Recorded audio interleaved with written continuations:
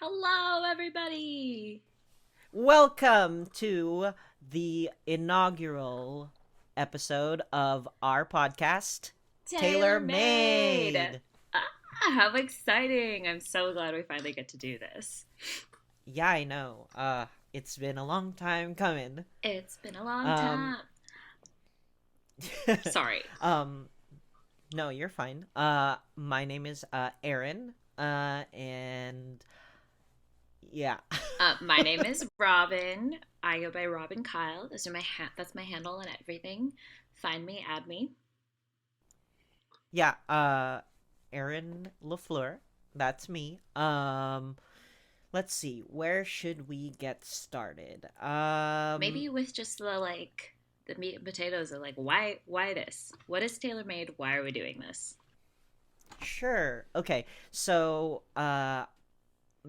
I have been listening to Taylor Swift for probably most of my life up at this point. Since high school, since a teenager, and I always love talking about her music, just the poetry of it, and I figured that's content that I want to see in the world. So I proposed Absolutely. that, And and I here happily we are. accepted. Yes. We have known each other since elementary school. With like a brief But pause in between. Aaron went mhm. away for a little Um, bit and then came back into my life in college.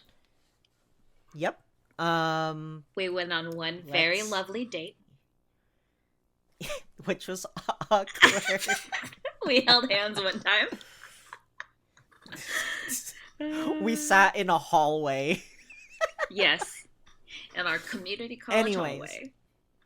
you don't want to hear about that. Look, we knew the love was real, and then Taylor Swift. And then Taylor Swift. Yeah. So I guess a little bit about me.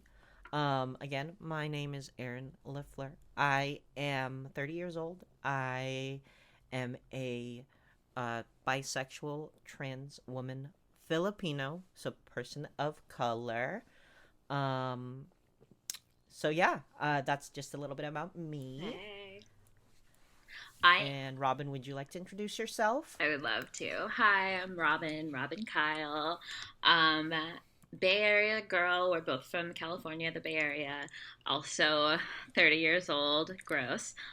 Just kidding. 30 is the new 20.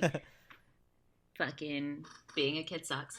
Um, Proud pansexual, and no, I am not attracted to pans. I mean, unless you mean other pansexuals.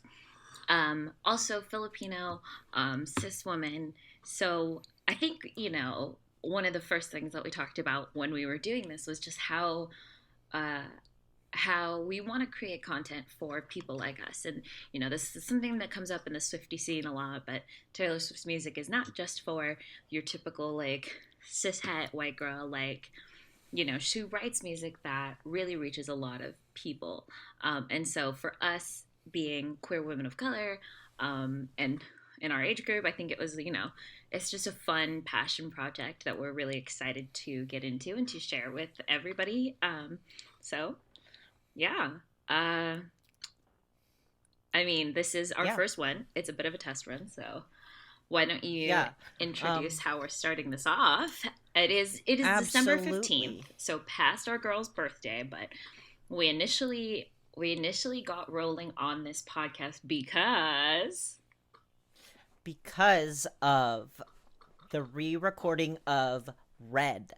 Uh and in honor of Red Day, I decided that we talk about Taylor Swift so much that we could just literally record a podcast. Just the hours and hours we would just gush, and our whole takes and our analysis and our theory crafting and all that kind of stuff, and we figured why the fuck not? why the fuck not? Because as Swifties, I think that this is content that I would want to see in the world. So No, yeah.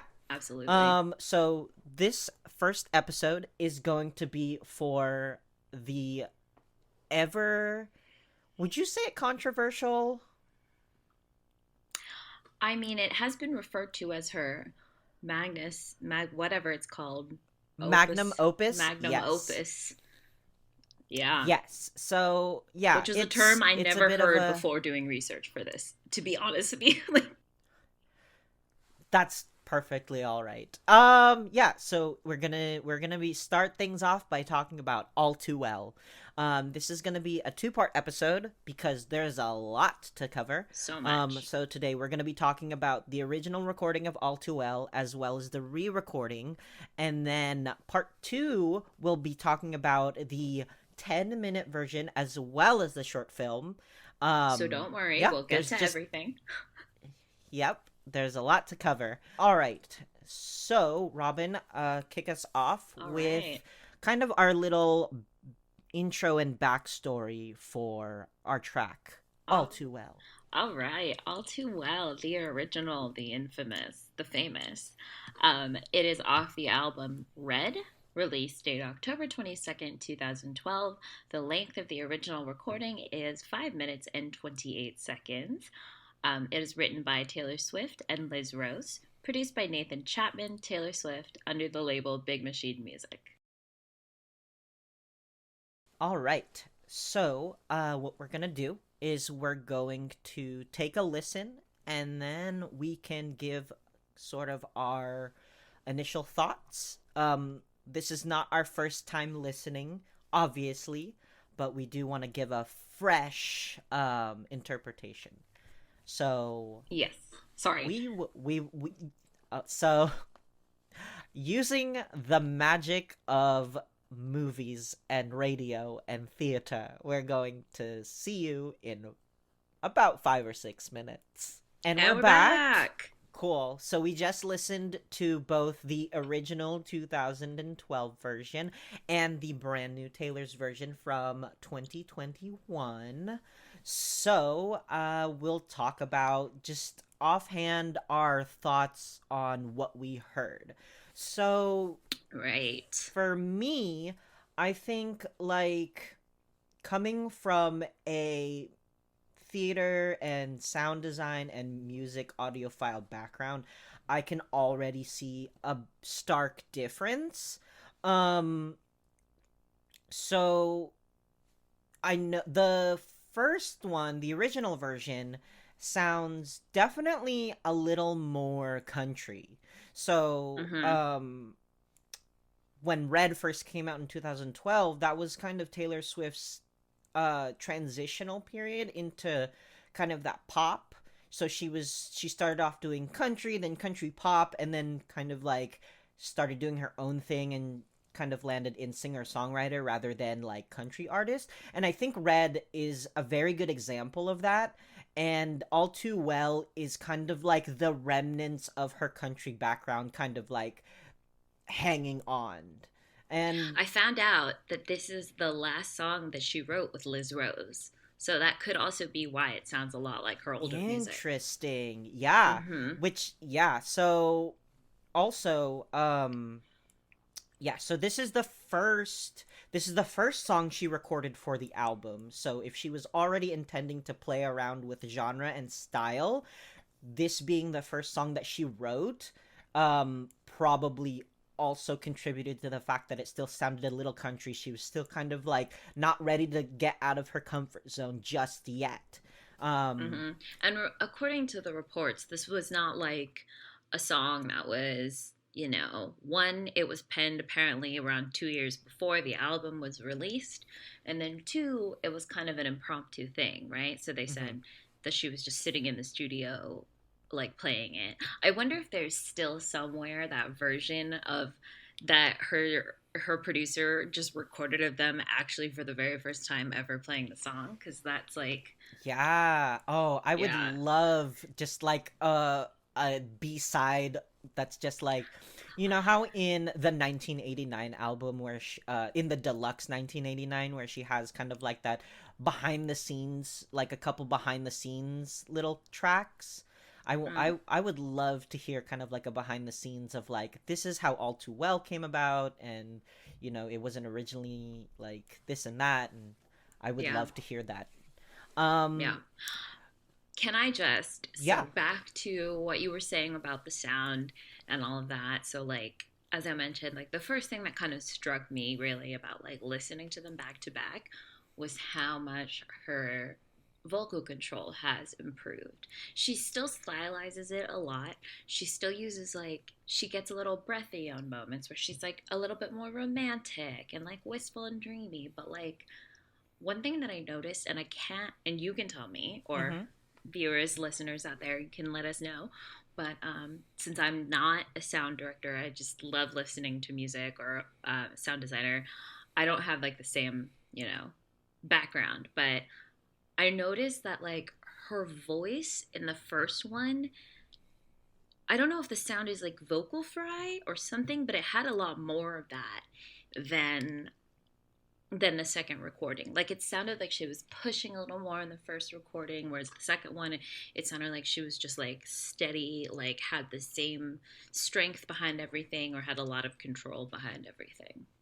Yeah, I can see that. I was going to also say in sort of that same line in the original, um, I can kind of tell that there's sort of just like I wouldn't call it two dimensionality to it, but it's definitely very like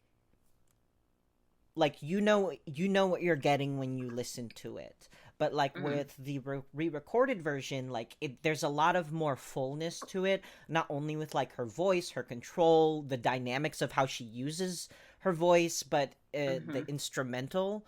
There's a lot of stuff happening kind of like in there, and I think that that is has come with time. um all too well, although it was not a single on original Red album, it has gained a cult following.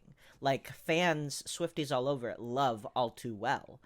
Yeah. And uh Taylor has performed it numerous times on tour. She's performed it for the Grammys before, and so she's Mm-hmm. spent a lot of time with All Too Well, not only because it's very personal to her, but like, you know, as The fans like really took it to that level. exactly, like Yeah. she has let it become its own like alive piece of art that Mm-hmm. she's been able to just like experience and nurture.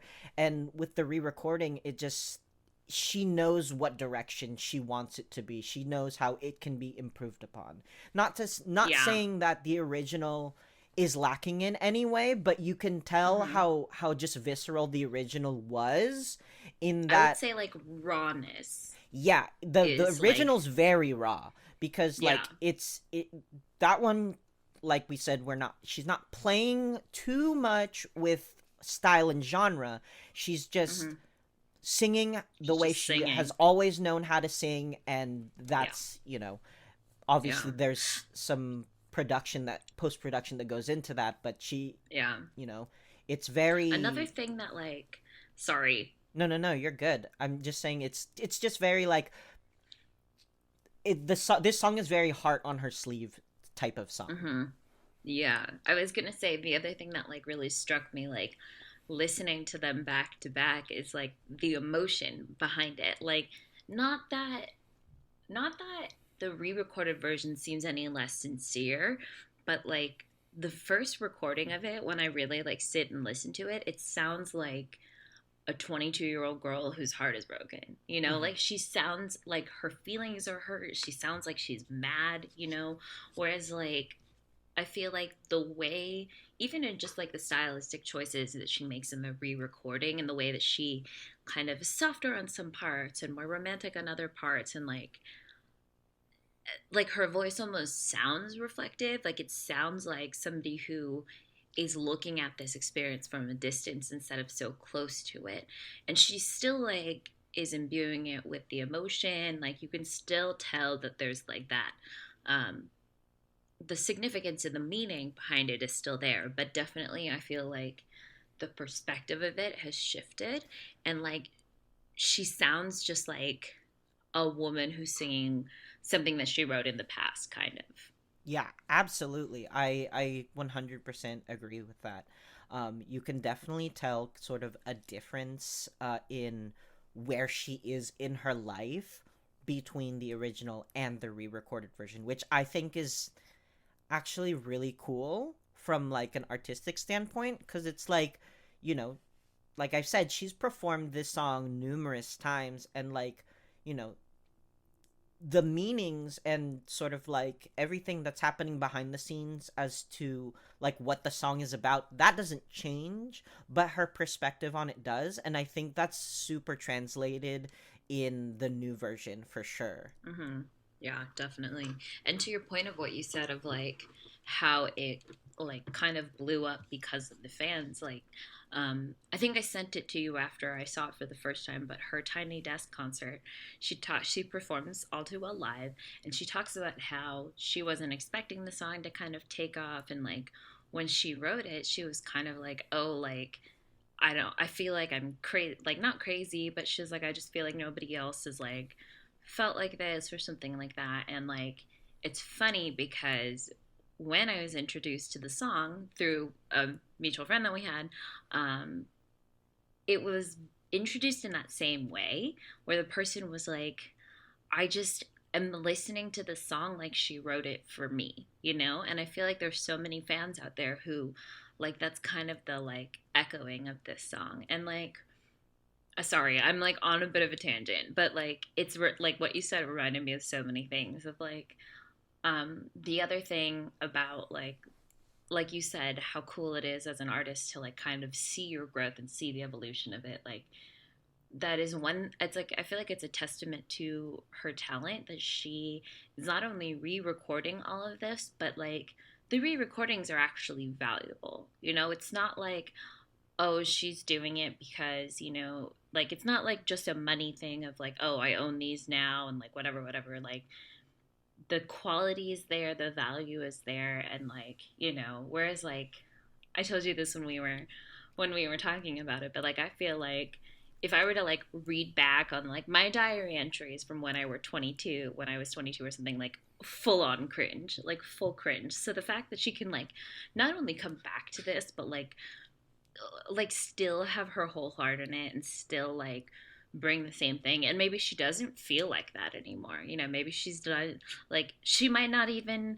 hold a grudge against her ex, you know, whatever, but like she still is performing the song the way that it's written and true to like what it is. And like I think that is a testament for the song because it can be, it has such universal themes. Yes. I do want to, for those of you out there who don't know, and if you're a new Swiftie, welcome. So the Welcome. new re-recorded version of Taylor Swift's album, including All Too Well, so that was released this year, November 15th, 2021. It was still the same arranged lyrics by Taylor Swift and Liz Rose. And then this time it was released under her music label Republic Records and produced by herself, Jack Antonoff, and Christopher Rowe. We're not gonna go into why that is. You know, Plenty, there's you can read about it on the internet. absolutely, but I just Yeah. wanted to throw that out there. So the production staff is different than the same production staff on the original. So there is a obviously different music producers and sound editors and sound designers will have different takes on it. So Mm-hmm. the fact that Taylor had is kind of like the consistent producer on both tracks is kind of creates a good through line, and then kind of like the elevation that we hear is also part of the new people on the track, and that really Absolutely. shows. I think, let's see, you started talking about kind of your relationship with the song, and I think that's a good Yeah. transition for us Mm-hmm. to go into the section of the podcast where we talk about kind of like our emotional attachment and sort of like our analysis and just Yeah. what the song means to us. Fully. So if you would Do like you to want to talk about continue, it? Do you want me to talk about it? yeah, I mean, how about you continue with the thoughts that you were having, just so that they stay fresh and kind Yeah. of like keep that through line going? Totally. Awesome. Thank you. So, yeah, so as I mentioned, I listened to this song like on recommendation of a friend, and like you and I have talked about this before, but I tend to be when I'm like listening to an album or whatever, like I tend to latch on to the upbeat songs and like that kind of stuff. And it's not that I don't like love a ballad. It's not that I don't love that stuff. Like for me, it's just like the first time through, the slowness can be a little alienating. So like I didn't listen to the song for like a few years after the album had come out. I was so 2012 was see our second year of college, maybe Uh, third year of third college. year, yeah. I think I listened to the song maybe after we graduated college, and like I graduated in 2014, so like it had been out for a few years, and just kind of like I don't know, like having the introduction of someone else being like, oh my God, like this is like the kind of thing that we've talked about with like people we were seeing in the past. And like, I just, I didn't think that anyone else felt this way. And it sounds like such a cliche thing to say, to be like, oh, nobody else knows what this feels like. Nobody else has felt like this. But like, I think that's part of like the universality or whatever of the song is that like I think when it comes to heartbreak, especially for people like on the more feminine presenting side or for women or things like that, like this kind of heartbreak like does take on kind of a distinctly female point of view, very like cishet female, but like can apply to a lot of females, I think. But like the expression of heartbreak in this way, and I didn't find out until this year, like when the song kind of came back, that the relationship that most people think the song is about was only about 3 months long, which, like, sounds like such a short amount of time. But until the current relationship that I'm in, I had never dated anyone for more than 3 months, like solidly. And I definitely got my heart broken, Like, Yeah. I definitely cried at night. I definitely was like, you're a fucking liar if you think that we weren't in love, like, blah, blah, blah. You know what I mean?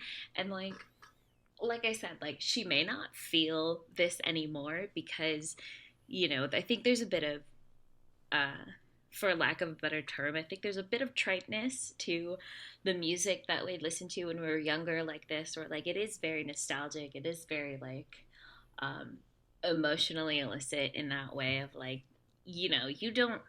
A lot of the reasons why maybe we change narratives like this is um, because we are kind of taught to distance ourselves from experiencing and expressing our pain in that way. And I don't think that's a bad thing, I will say, but I do think that's part of like what makes this song so like signature. It is like unabashedly like you broke my heart and blah blah blah, and like this the shorter version, as we've talked about, like definitely has more of a tone of like sadness, heartbreak, a little bit of like reminiscence, whereas like we'll get into it in next episode, but the longer version definitely has a different tone.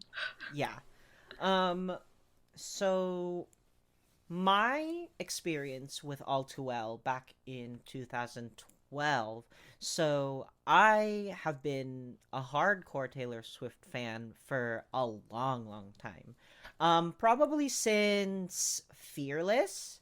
And so I was on that kind of like um I remember when Red was coming out. I was following it. I knew when it came out, and I had work that day. And so what I did was I got up earlier than I would normally, and I went to Target to get the Target Deluxe edition before work. But I didn't listen to it until after work. I just wanted to make sure that I bought it. And I am totally one of those people that's like, if there's a deluxe version, if there are bonus tracks, sign me up. I'm about it. Like, that's what I'm getting. I feel like you have such dedication to like the listening experience of something. Like when when the 10-minute version came out, like I listened to it like right away in the car driving. You were like, no, no, no. The first time I hear it is gonna be with the short film. Like, and I feel like you've always kind of been like that. Like, Yeah, I which means it doesn't surprise me that you waited a whole day to listen to it. Like, you bought it and you didn't put it in the CD player right away and just like start whatever, you know? exactly. But the surprising thing is, All Too Well was not on my radar at all. Like in the same as you, I gravitate more towards upbeat songs and like don't get me wrong, I also love a good ballad. But at the Mm-hmm. time, um I was cishet, male presenting, um and I was a emo pop punk kid. So like Hey. it I my what I turn to when I'm heartbroken is just a banger. I regardless of like how sad I am, I want to scream at the top of my lungs to a banger. Like Yeah. like I can remember songs like Not Good Enough for Truth and Cliche by Escape the Fate. The uh I'd Rather Be Alone by Emily. I'd Like rather be alone. yeah, so those are the kind of heartbreak songs that I was more like inclined to listen to. And what was funny about All Too Well is that like although there were like similar kind of ideas happening, it just didn't like latch on to me. And I bring up that I bought the deluxe version because the one that did resonate with me most was also a ballad, but it was a bonus track. When we talk Would you about consider that song a ballad?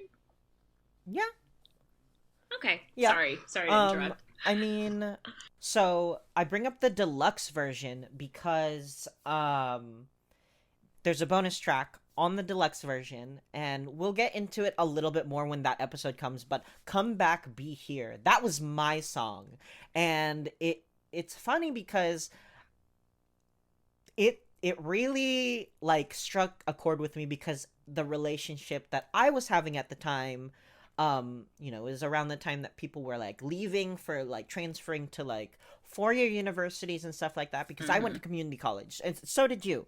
And Right. We so both went to the same community college, which, as I mentioned earlier, we had like a little gap apart. We came back together doing mhm, musical theater in the same community theater and going to the same community college together. So, yeah. sorry, yes. So just kind of like still being in that kind of like hometown area and then like everybody starting to kind of like do their own thing and disperse away. Come Back, Be Mm-hmm. Here, when it was so much more poignant to me during that Mm-hmm. time than All Too Well. And Mm-hmm. we'll get into that a little bit more when we do an Come Back, Be Here episode, but just so people know, like All Too Well was not on my radar when it originally came out because a bonus track swiped that spot for me. So, Okay, for but those of you, how do you feel about it now? How do you feel about the song now? I like Are it. you on the hype? I am on the hype. Or. I'm super Okay, on the okay. hype. I will say that because I'm coming to the hype and the All Too Well train now when the re-recorded is out there, obviously I resonate a lot with the re-recorded because like Mm-hmm. I can tell those kind of like perspective feelings rather than kind of like that visceral heart on your sleeve version of the original. And like it's funny because when we were listening to it, like I totally could empathize with the original, but when I listened to the re-recorded, I would get goosebumps because it's like, wow, like it has kind of the energy of like a person that is looking Mm, back and is just like, this really fucked me up, and I'm not going to say that like it I was didn't. stupid for it because it happened, Yeah. and like Yeah. it still hurts, Mm-hmm. like Yeah. Or it she can still doesn't acknowledge that it hurt at the time. I can't. exactly. I don't necessarily personally feel the hurt in the re-recording one. Um, Yeah. I but mean, like when I say it still hurts, it's like acknowledging the fact that like the hurt was real. Like no one can take yes. that away from you, and Mm-hmm. like I think that's I think for me that's translated like very clearly in this new version. Yeah. Um I will say that like in regards to like the hurt being like a memory that you kind of like viscerally remember, one thing that really stands out to me about this song, and like I'm not sure if it's because it was introduced to me as like a song that like is like written for us and about our heartaches or like whatever, but like I have like ugly cried to this song. Like I like when she is like the original version, in the original version, when she's like, and you call me up again just to like the big line, break me like a promise or whatever, like you can feel it, but like especially when I was listening to it at that age, and like whatever, I genuinely do not remember who I was even dating at that time that I heard it, because again I didn't hear it in 2012, so whatever, but I just like cried, and like I do find it interesting that like now I can look back on it too, and I still have such an affection for the song, but definitely from a place of like, oh, like that's not a relationship that I would cry over anymore. That's not a person I would cry over anymore. But I'm not gonna. I still am acknowledging the fact that I did, like with my whole face and my whole heart, you yep. know? Yeah, I totally agree. Um it's funny you say the whole thing about like, thinking back of what was it like to be that age and like experiencing that, because like although Taylor is 2 years older than us, um obviously her release schedule does not fall obviously on the same time.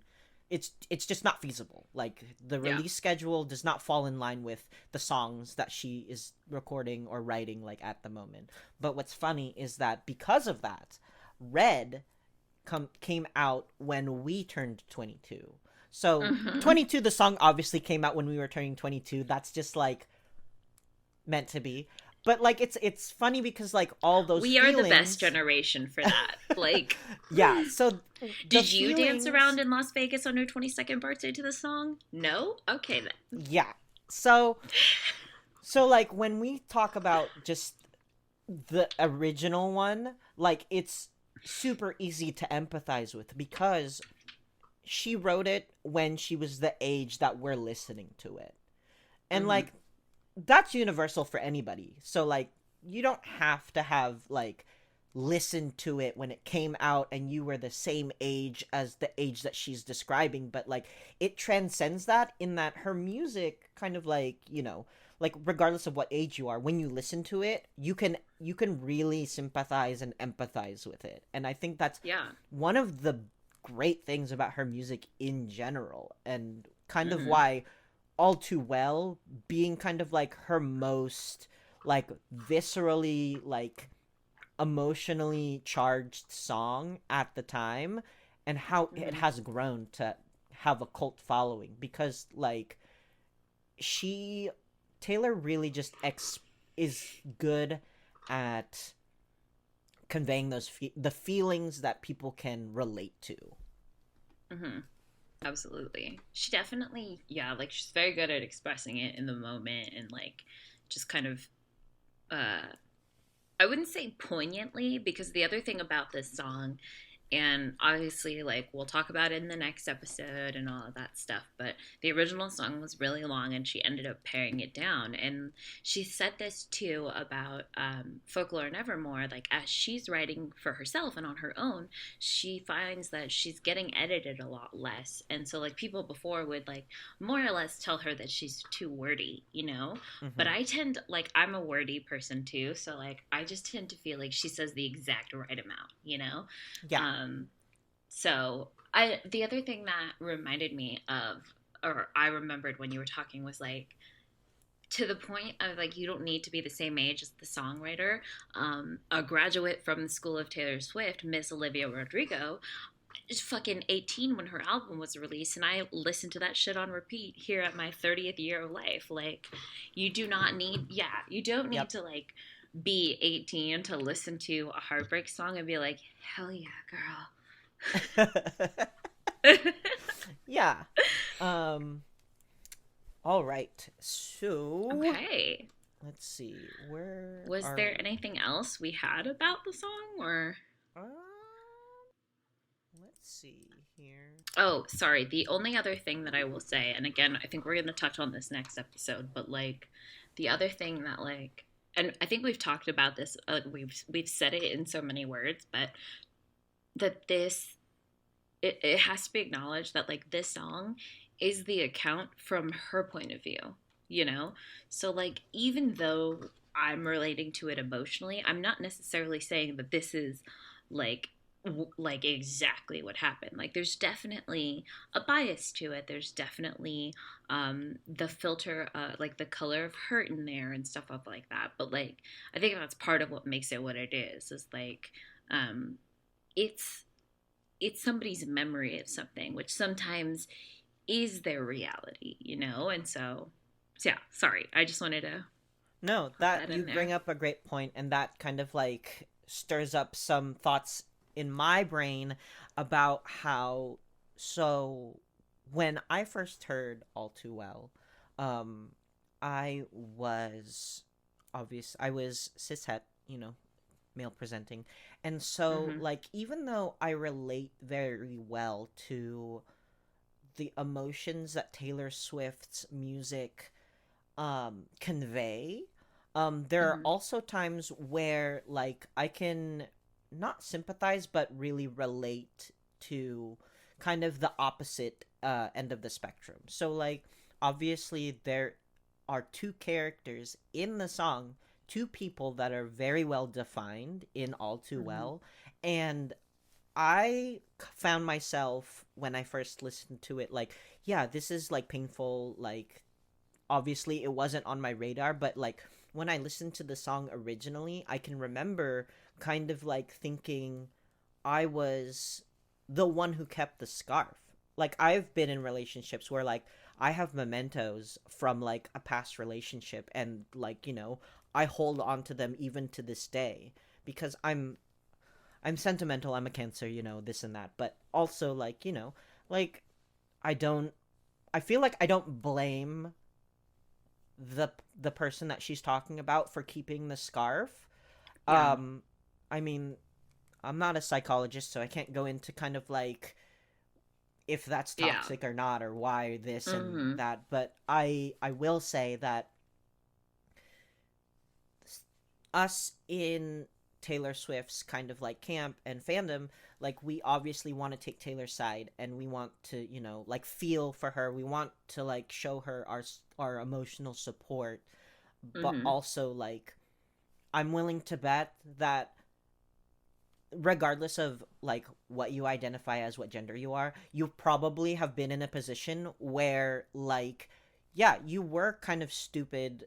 You were kind of like the catalyst for a breakup Yeah. at one point or another, and you do regret it, and you do like have a memento of that relationship.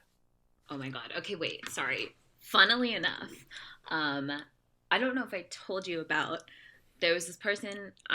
Whatever. I'll send you the name. Whatever later. Or we can bleep it out if I end up saying it. But so I was dating someone in San Francisco, Oh, and I know. this person like, no, okay, but not that person. The other one. Oh, okay. Um, but this person was like when I think back on it, like I don't look back on the relationship like, oh my God, like that's a love lost or whatever. Like that person was kind of the first person I ever dated who was like my best friend, you know? And like we kind Mm, of stayed friends afterwards, but I was really young at the time and I was kind of in that place where I was like, if I felt like I was in over my head, I would push the other person basically until they had no choice but to break up with me. And it was definitely kind of that situation. And after we broke up, he recorded a cover of um actually it was All You Had to Do Was Stay. But I kept that on my phone for years until I didn't use that phone anymore. And wow. not because I was still in love with that person, but just because I was like, oh my God, like this, like first of all, nobody's ever like sent me like recorded a song for me and sent it to me, you know, and let alone a Taylor Swift song. And this person was like unabashedly like, no, pop music is great, it's totally fine. um So it is funny that you say that, like the mementos and things like that, and like you're kind of the catalyst of the breakup because yeah, Taylor Swift fans, persecute me if you must, but like you have to be empathetic to both sides, like I said, like it is her personal account, and like I think this too, and like this is something that I thought from like the very beginning, even when I was like sitting there sobbing to that song, there was a part of me when she said the line back before you lost the one real thing you've ever known, that like I just kind of like popped out just for a second, and I was like, I'm not saying that you're wrong, but I am saying that's a little bit presumptuous, and it definitely drives home like this is a girl who's like 21 who had her heart broken, and like, not to say the big bad G word, but like he was 30 and she was barely 21. So there's like you know what I'm talking about? There's like obviously there's a vulnerability to it. Obviously, she's feeling a certain way, and yeah, that person may have kept that memento, um which is kind of contributing to that like confusion of like, no, but you were in love with me too, why isn't this working, Hmm. of like, yeah, well, from the other person's point of view, like I would go back and listen to that recording even when I was dating someone else and I was like obsessed with that other person, but sometimes you just are like, oh, I remember this, or oh, like this still has this feeling, or like whatever, like I don't know, dating is weird. Dating is weird. It's It's fucking overrated. weird. Dating is overrated. You heard it. You can take my stance.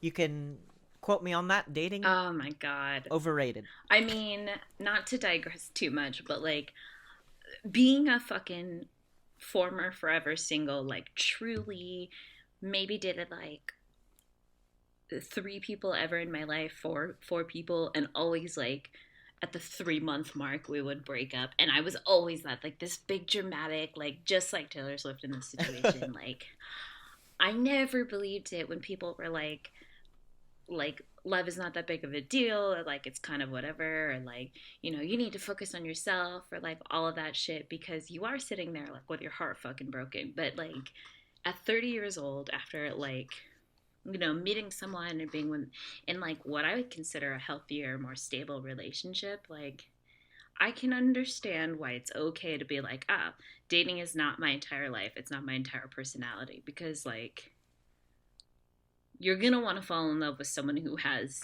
other hobbies other than dating. So Yeah, absolutely. yeah. I totally agree. Um, cool. So uh, I guess yeah. let's see. Are there any last minute things that you wanted to talk about the song before we get into kind of like a wrap up and kind of like our final thoughts on it?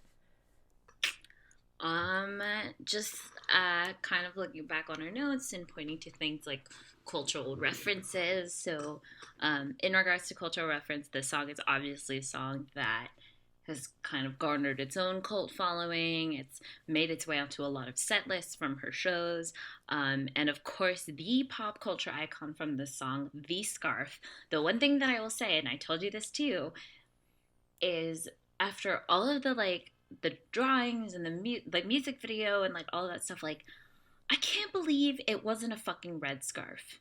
Oh Like, yeah. okay, people. Like again, Taylor Swift is notorious for like never like fully confirming the subject of her songs, like whatever, whatever. But when it comes to the person that everybody speculates the song was about, there are pictures of them with the scarf because she's wearing it when she's walking with him.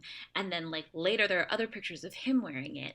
And it's not a red scarf. It's not a plaid scarf. It's a fucking black wool scarf with like tiny little red and like barely white like stripes in it. And I don't know why. But maybe it's just because like it was a stylistic choice and it didn't fit the whole theme of like autumn and all that stuff. But I'm just like, I don't, It like you it know, yeah, it you kind of feel cheated that a like it little bit. like you're expecting like it to be like very like this is straight out of like a novel or a novella, and Yeah. it's just like it's so mundane. And I think Plain Gucci that's scarf. I think well, I was gonna say mundane. Um, I was gonna say I'm that's sort of the power that she has with her music. Is she can make something so mundane feel so just like full of life. And I think that's something that I will definitely like give her credit for, is because yeah, like we're not all like, you know, rich or even like upper middle class, or or or employed. yeah, or like any in any sort, we're all from different classes, different races, different genders, different Sure. walks of life. But Mm-hmm. the fact that she can take the mundanity of, I left something at my ex's place, and they continually use it and they have it, and like I know for Right. a fact that they Like I do. know they still have it. Yeah, Yeah. it's like, Yeah. Yeah. it doesn't have to be a scarf, but the fact that it's an accent piece, and you think that being an accent piece it should stand out, like I think there's something to be said in her really giving the scarf it's like a life of its own. Mm-hmm. Mm-hmm. And um. I know why Okay. you're Wait. The laughing. other thing. Yes. Next episode. Next episode. Yeah, yeah, yeah, yeah, Um. yeah. The other thing, and like I don't know if she's done. You're the one who like buys the physical copies of the album, so you can tell me. But I didn't know, obviously, with all the hype that the song has, that like she leaves like little coded-ish messages in her lyrics, and so like she capitalized different letters, and this one was maple lattes, and like that just fully reminds me of that TikTok that I sent you. So Taylor Swift has a TikTok just recently this year. People, please go follow her. um where she like, I don't know if it's actually Taylor Swift reading a Tumblr post that she posted a long time ago about autumn, or like just like her reenacting somebody else's Tumblr post. Probably it's her on Tumblr. But she's like reading this and she's like, knee high socks and scarves and like all these things. And I just like, I see like capital letters for maple lattes and I'm like, and knee high socks. uh, yeah. So, yeah, I definitely know what you're talking about. There is a couple of cool things in the original release of the Red album. I don't know if it's in the standard copy, but in the deluxe, there is a foreword, a little letter to the fans that Taylor puts in the uh, little booklet that Booklet. comes. Yeah. Um, I'll probably talk about that on the next episode because it seems Yeah. like a little bit more She poignant. uses the same quote at the beginning of the film too, so. Yeah, yeah, yeah, yeah. She Mm-hmm. does. Mm-hmm. So, yeah, Sorry to and leave you cliffhangers, folks. You gotta come into the next episode. yes, come back for our discussion on the 10-minute version and the short film because, ooh, we got lots to talk about there too. We got stuff. Look, y'all. Yeah. Okay. So I would say we are going to go you know, uh point by Oh, point. yeah, our ratings. Yeah, yeah, yeah, yeah. So I would say for the original, um I would probably give it a like a 8, maybe not 8.59. Let's say 8.5. Really? Yeah. I'm surprised because For the it wasn't your original favorite. yes. It's not my favorite, but it definitely like if I'm thinking about the whole album in general, it's definitely up there. Yeah. Um Yeah. I think there's a lot to be said of the original emotion.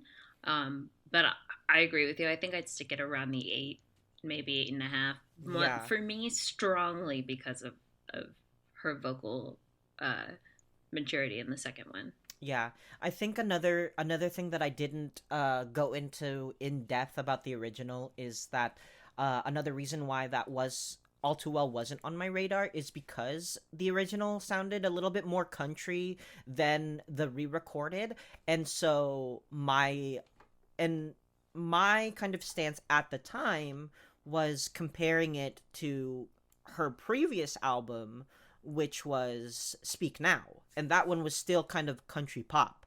And Oh, I can't wait until she releases the re-recording of oh that my one too. god, don't even but yeah, so All Too Well still had some twang, and Hmm. had a little bit more country like sound to it, that I couldn't help but kind of compare it to tracks from Speak Now, you know. And so I think I can still say And you were like, this. "Nah, we're 22. We're moving on." Yeah, and like, the singles like 22, Shake It, or not Shake It Off, We Will Never Get Back We do that Together. every time. I know. But yeah, like I was already kind of like hyped for, playing with genre, playing with style. And so I think even now I will put All Too Well original at like a 8.5, or maybe a solid 8, just because Hmm. like it's solid, but there's a lot of better songs on the album. It's on the original Red album itself, and um other previous albums, as well as albums afterwards. So Yeah. that's my 2 cents. Chat, come at me. I mean, The people will have words. yeah, No, but I agree with you. I agree. yeah, and Um, for then me, re-record it. Oh yeah. So your oh, take on? sorry, Do you have any my last? take. Yeah, any No, last I was just takes? gonna say I agree with you. I fully agree. Like honestly, I think it's at an 8. Although I didn't mention this before, but I will admit that like I didn't listen to a lot of tracks from Red, so like just a handful. Same with Speak Now. Honestly, I didn't listen to those until after the fact. So of the tracks, definitely one of my favorites originally. The re-recording is his own story, but at this current point in time, knowing everything that we know, I would sit it squarely at an 8. Okay, so we're pretty much around the same area. That's a B. Yeah. Yeah, for and you know for the first go around at your magnum opus, getting a B, Is you not know, bad. it's not bad. But for re-recorded, you know, what is your take on re-recorded? I like re-recorded. I think as far as the like the original edit of it goes, like the 5.5 minute version, Yeah. I think the re-recorded is kind of the like the perfect release of that song. I appreciate kind of like I think she's able to stylize it a little bit more vocally because one, it's not as emotionally fresh for her. Um, do I think it kind of loses some sincerity, maybe a little bit, but at the cost of like or with the benefit of like the quality of sound, I think that elevates it up. Um, like I would sit it at like a 9 out of 10. um like it just kind of brings like a lot more to the life of the song, and like the song itself, it's on solid foundation. So I mean that Hmm. song, I was listening to it on repeat before the album, the re-recording came out, and after. So Yeah. I what about you? what I will say is I do like the re-recorded version more. Probably just because it's there's a part of me that's like hype, because it's just like more Taylor Swift like content to consume, and it's just like it coming off the heels of just like 2 albums back to back in 1 year, like just getting just Hmm. like nostalgia. But like I said, All Too Well wasn't on my radar originally, but for some reason like this new version really like resonates with me.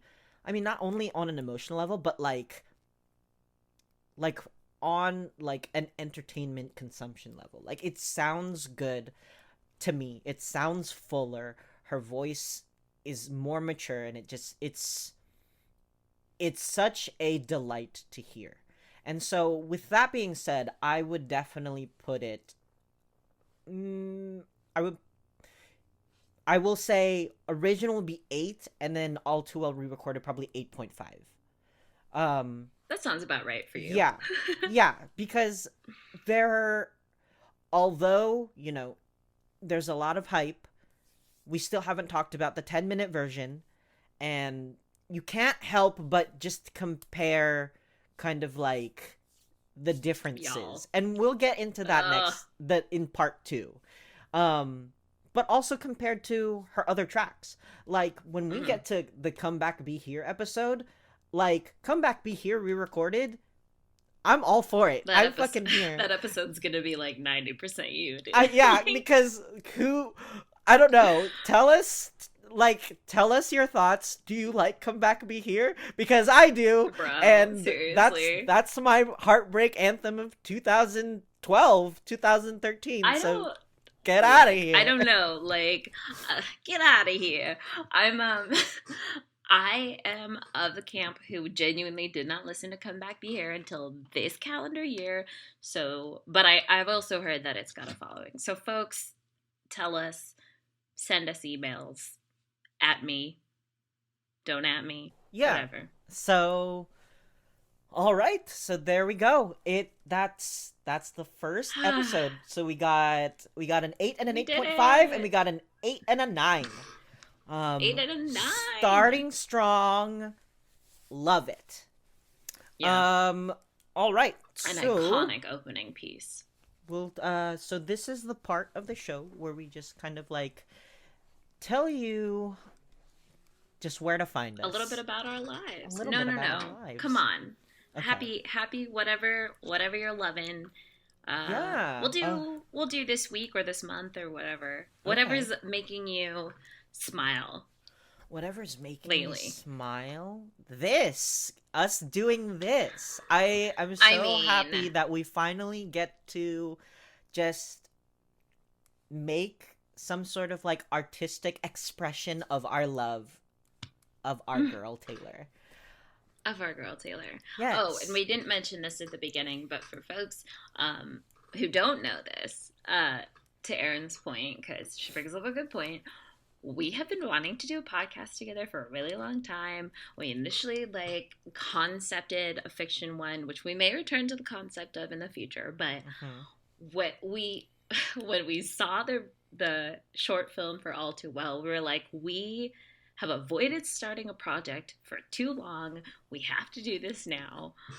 So I fully fucking agree with you. Like, I'm very thrilled to be doing this. Yeah, and Very excited. I'm pretty much, even though that I have done stuff like this in the past, I'm feeling very outside of my comfort zone because I'm such a perfectionist in that like I'm always like all the settings, all the things need to be right, and it's Y'all. never right. And it's just like all the YouTubers and the Twitch streamers and the podcasters are like just do it.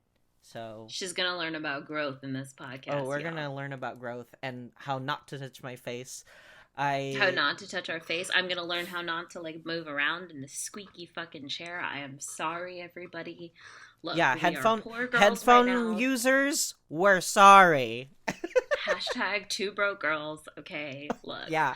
Um, Yeah, what's if making it's me smile is sorry, you first. no, you We're gonna learn how to fucking not cut each other off eventually. Maybe not. Who knows? no, I don't know. I think crosstalk is part of like our fiery energy. I like the It's our crosstalk. charm. Yeah, I think Just a couple of cans of if we bring girls. in like a third, like a special guest, so like a third or even like a fourth, maybe we'll have to like cut back on the crosstalk. But I like how conversational Or this they can is. keep up with us. Oh shit. Welcome. What is making me very happy is, I mean, it's only Wednesday as of time of recording this, but yes, very much this. I'm very stoked to do this. I will say that, like, I feel like my life has taken a turn, like, in the last month. Like, It for those who has. are out there, COVID has been fucking COVID. I have been unemployed since July. It is now January or now December, and I just got a job offer. Just signed my offer letter Yay! today. Yes! Hey, so Our excited! girl's And like, employed. Our girl is employed, and like you will hear this from us. But we're not necessarily like we're not ones to romanticize capitalism, but god damn it if I'm not gonna have some fucking health insurance and some fucking and a paycheck to buy myself a fucking record player and the vinyls of this fucking album, like Oh, you want to know how competitive a fan I am? I have both the CD and the vinyl of this re-recorded version of Red. I'm a, I believe that. I'm I have a fucking problem. Look, Erin may not be the richest gal out there, but she will financially support the artists that A she bitch likes. has priorities, and that priority is Taylor Swift and Harley Quinn. Taylor Swift, we pay your mortgage. So give us a like, give us a follow, bitch. Lol. But where can she follow us? Where can other people follow us? All right, y'all, find us. Instagram at I can't remember. So Taylor Made is like, it's a lot of things, but we fucking love this hashtag. So I want to say the Instagram is at Taylor Made the Pod. Am I right? Mm, let me check. Let's check that. Let's check. Send us your emails at tailormadethepodcast@gmail.com. Yes, it is long. There are no periods in there. It just is what it is. TAYLOR made the podcast@gmail.com. Send us all of your burning questions and desires, anything you want us to talk about. Okay, so we can put this wherever we want, I guess. We didn't get into it at the beginning, but part of what we're doing is each season we are going to be reviewing the tracks from a certain album. Mm-hmm. Obviously, All Too Well is not the first track on Red, but it was the catalyst for us beginning Exactly. Red's this not even the podcast. first album. Red's not even the first album. It's just like a very like poignantly cultural time. So we are starting with All Too Well. We're not necessarily going to be going through tracks in order. But if you have any, if you have any suggestions for us, send them in. Send them in via email. Otherwise, we're just going to record and release them as we do, because this is a moment, a phenomenon, and definitely a multiple part piece. We are going to have our second episode be, as Erin had mentioned, the 10-minute version and the short film. And then after that, we're just going to play it by ear. We're going to work our way through Red. And then at the end of the season, our big season finale will be an album review. We are going to give you our ratings, like our rankings of the tracks. So do be ready for that, and that's when Erin gets to put "Come Back, Be Here" as her number one song for Red. I mean, I'm not gonna say that, but no, we're not giving it away now. We're not gonna give that away. There are too many tracks on Red, y'all. To be honest with you, yeah, and you guys can shit on us for giving the scores that we give, or you can agree with us. Send us your own scores. Send us whatever's making you smile right now. Like, yeah, interact, y'all. Add us. So, did you get to our Instagram? I am getting it. My computer is the slowest, even though it's only I a year know. old. Because technology. Our computer does not like us. Okay, wait. I bet you my computer will beat you there. Hold up. I got it. The minute I say that. Okay. So it is TaylorMade_pod. So follow us on Instagram at TaylorMade_pod. On Twitter at TaylorMade_pod. Yeah. I believe we had We do have a TikTok. we have a TikTok created. We haven't put nothing anything on out there just yet. Don't you worry, y'all. We're going to be recording both the audio and the video, so you'll get to see our beautiful faces. We'll cut to some funny quips because we are hilarious. We are. Yeah. And even if we're not, I mean, this was a more anyways. serious song. Yeah, this was a more serious song, so Oh, not a best lot of believe time when to we get get silly, to but... when we get to Cruel Summer, or I Forgot That You Existed, or just 22. Oh my god. Or You know, just Thug any of Story. those Or fun Thug songs. Story. Wait, what? Love Story? No, I said Thug Story. Oh, don't even get That's a me. deep cut. That is a That is a deep cut. deep cut for the Yeah, real Swifties out fans, there, the real please Swifties. please tell us if you understand Thug Story and how that relates to anything. Um also, Speaking of, you need to watch her episode of SNL. oh yeah. Yeah, Or not do her that. episode, but like the song that she did. Any Yeah. any episode of SNL that she's on, she's great. But and T Peak. Ways. NT Ways, And yes. T Ways. TikTok. Do we have a Twitch? Are we doing the Twitch thing? No, we're not on Twitch just yet. We're still trying to figure out kind of like how this is all gonna go.